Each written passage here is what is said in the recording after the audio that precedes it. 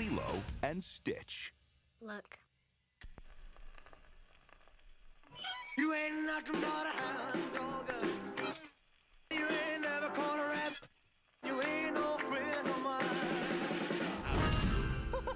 Lilo and Stitch 2002 is directed by Chris Saunders and Dean DeBlois, and written by Chris Saunders and Dean DeBlois, and a story by Chris Saunders. The film stars Daveigh Chase, Chris Saunders, Carrere, Ving, Rhames, David Ogden Stiers, Kevin McDonald, Jason Scott Lee, Zoe Caldwell, and Kevin Michael Richardson. According to IMDb's plot synopsis, a young and parentless girl adopts a dog from the local pound, completely unaware that it is supposedly a scientific experiment that's taken refuge on Earth and is now hiding from its creator and those who see it as a menace. The Disney Renaissance, let's take us back to the 90s. Brought back some of Disney's animation and the company back from collapse because at the time Disney was in a bit of a struggle. They were suffering with regards to a very dark period, which were the 80s. A lot of their animated stuff was not working out well for them until near the tail end of the decade, where we saw The Little Mermaid, which then blossomed into what we now know as the Disney Renaissance. You have films like The Lion King, Mulan, Tarzan, Beauty and the Beast,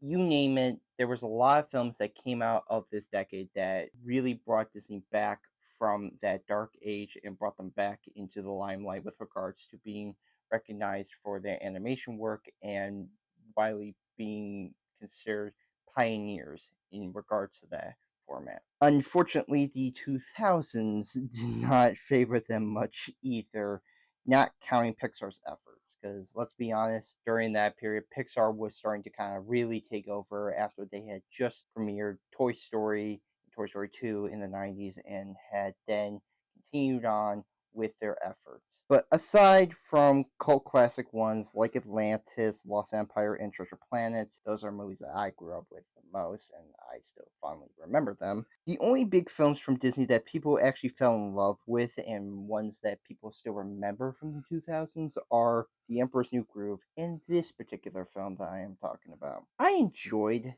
this movie when I was a kid, but let's be honest, I was so young that I don't even remember distinctively the film was with regards to remembering every scene from it. I remember watching it and seeing a few clips, but nothing really comes to mind with regards to having a memory of Lilo and Stitch and watching it religiously. In preparation for this live action adaptation, I decided to rewatch the original, and boy, it's been a while, because like I said, people, that was like almost now 15 to 20 years ago of my life. It's been quite a while since I've watched this film in particular, okay? But having now watched it, I found myself really enjoying this film. I can see now why people really come to endure this movie, why they come to love this film for what it is. Now, I do have some issues, I do have some problems, gripes that I have, but before getting into that, here are the positives. The voice acting is fun. The cast, mainly Daveigh Chase and Chris Saunders, bring energy and emotion to their roles, bringing these characters to life, breathing so much of relatability to Lilo as well as her sister Nani, and it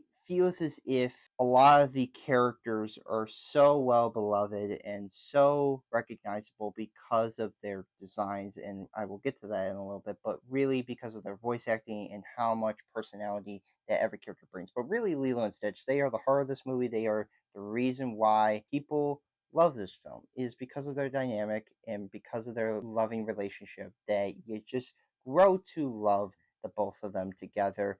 But really, of course, Stitch, that Chris Saunders, the director, writer, that he brings to life of Stitch.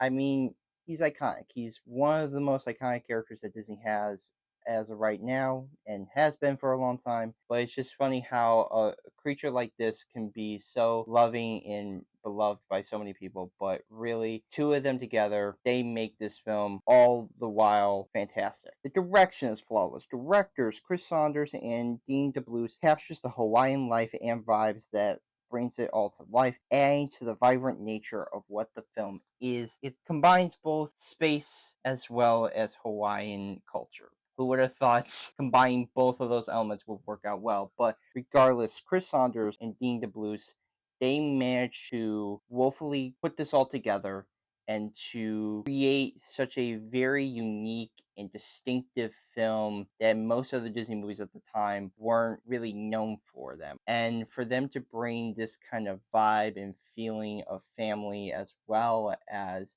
that Hawaiian style that is so prevalent and so ingrained into the movie. They all work seamlessly. It doesn't feel like a one off or it feels like it's unnecessary. It all feels like it really has feeling and a drive that the film very much is going for. Animation is gorgeous. The colors, character designs, scenery, and movements are all top notch. After 23 years, it all holds up well to this day. I am still surprised and still stunned on how much the animation still looks amazing. It still looks gorgeous. Color palettes, way in which character designs look, especially for Stitch, kind of a combination of like a hellish dog and like in the movie they would even say a koala. It's amazing on how much the designs and the colors still pop out as well as they do. But it's really how much like the scenery and the movements of characters all feel seamless. They don't ever feel like it's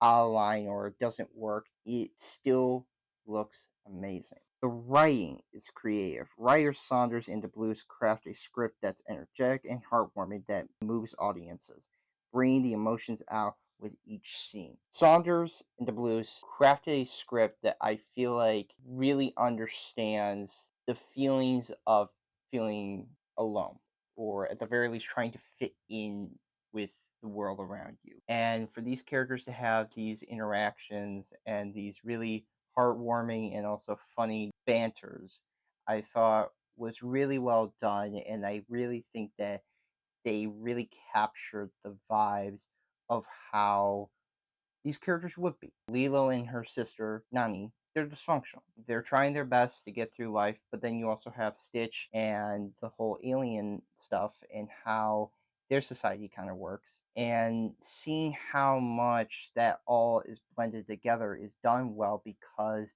of Saunders and DeBlois' writing. The story is unique. Having this little girl and alien who bond together due to feeling like outcasts was investing, making the audiences really care about their relationship. The idea of how society sees people, how they see and how they think anyone that tries to be a little bit different is odd, strange, and weird. And in a day and age where some people in high regard think that that stuff is a problem, it's not. And it feels totally normal. It feels like Lilo has her own way of doing things and how she sees how she wants her life to be.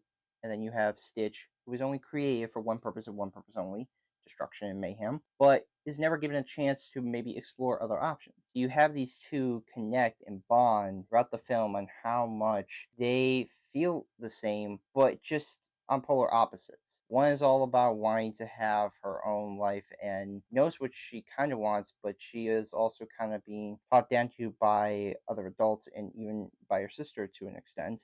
And then you have Stitch, who's never even given a choice. He's just kind of going along with what he was created for. The music is lively. Composer Alan Silvestri brings the relaxing, entertaining, and emotional score that adds a layer to the film, adding to Silvestri's impressive resume. I am surprised that this was composed by him. I didn't even know. I feel like I knew Alan Silvestri's resume. Clearly I didn't, because man, not only did I not know he did the score for this movie, but he does an amazing job of blending in different types of music and adding to the emotion of the film. And I also do think that the licensed music now, it does have Elvis Presley stuff, but I mean, it does fit with the vibes of what the movie is going for.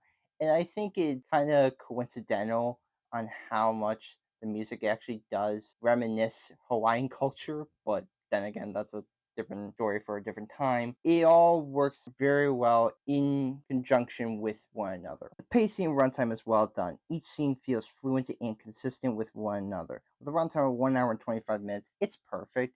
I never was expecting this movie to be as quick as it is, nor was I expecting it to be over an hour. I honestly thought that at the very least it would be like an hour and 10, but I'm surprised it's almost like an hour and a half. And there's never a moment that's dull. There's never a moment that drags out. It all feels like it is consistently going. The moment Stitch lands on Earth, finds Lilo, that's when the movie just continuously just goes and never stops. The editing is snappy. Every cut feels precise and just right when moving from scene to scene, never feeling off at any point. It all feels like it was all laser focused, and how scenes are carefully just moving on when cut is made, when it is transitioning into other scenes, it is all done seamlessly. It never falls off. This was a good time, but there are a few issues that I do have a problem with that holds it. Here are now the negatives that I have.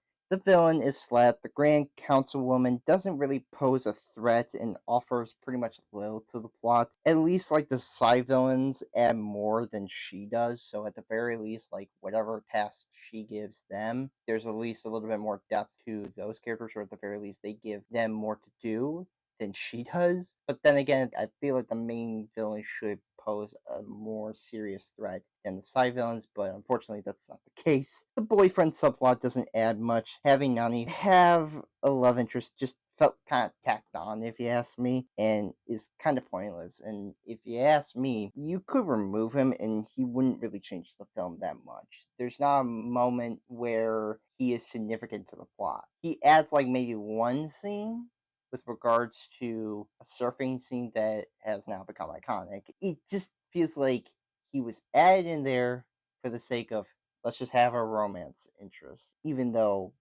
I feel like there didn't need to be. But if you had to have one, there should have been more, and he doesn't really offer much. So I think you could have just cut him out entirely. Lilo and Stitch has been entertaining families for decades and making Stitch one of the most beloved Disney characters to date. To this day, they still sell merchandise of this character, and as of recently, like I said, there will be a live action adaptation of this said film. So it shows how much this film has had big impact on people, or at the very least an enjoyment factor for some. The film has gone on to be a classic among Disney's library, or at the very least it did help them when the film came out, because man, were they struggling. Even something like The Emperor's New Groove didn't really earn them the money back, but Lilo and Stitch did. It did help them out financially as well. And while the villain and love interest felt lackluster, everything else has aged well about this movie, and it continues to do so.